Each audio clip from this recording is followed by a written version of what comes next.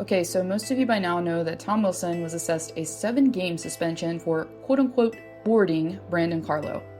In result, Wilson is set to forfeit over $300,000. So I'm sure there's tons of various opinions, takes, thoughts on the matter, so in this video I'm just going to give you mine. Be prepared though, this may turn into rant territory, and with that, here are my thoughts on Tom Wilson's suspension.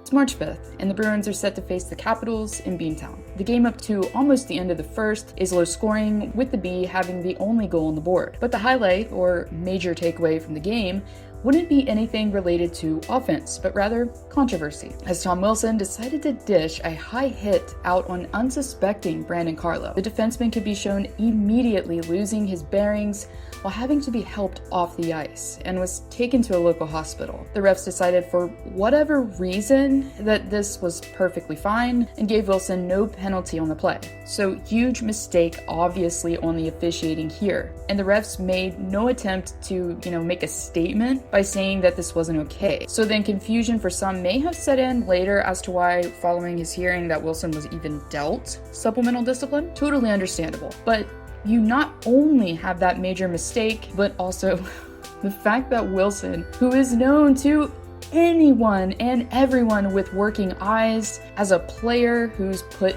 the safety of his opponents out the window countless times, as he's injured players such as Zach Aston-Reese, Oscar Sundqvist, before this even happened. And obviously, he was able to talk his way out of part of this Sundqvist suspension, which doesn't really teach him anything. Anyway, so here's what really gets me. Now, I know the schedule has been really weird. We've had things that have happened that have been very unpredictable. I get that. But I really am just struggling as to why 18 months is still the time frame for repeat offenders.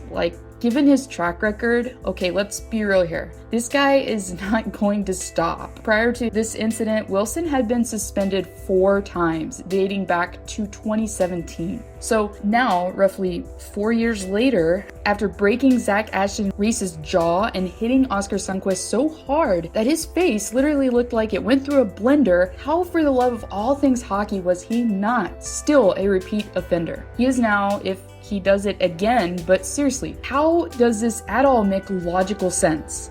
We see these incidents happen on our TV screens, and so we tend to form our own opinions, and I get that. But this hit literally angered a 4-time Selke winner who was there in the arena, most gentlemanly player possibly ever, Patrice Bergeron, to literally skate over to Wilson after to voice his disapproval.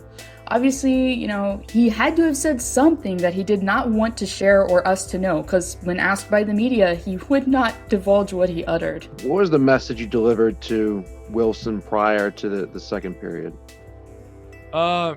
Respectfully, I'll just keep that on the ice between us. But most of us are so far removed from witnessing potentially the long-lasting effects that dramatic hits can have to the head. So wait.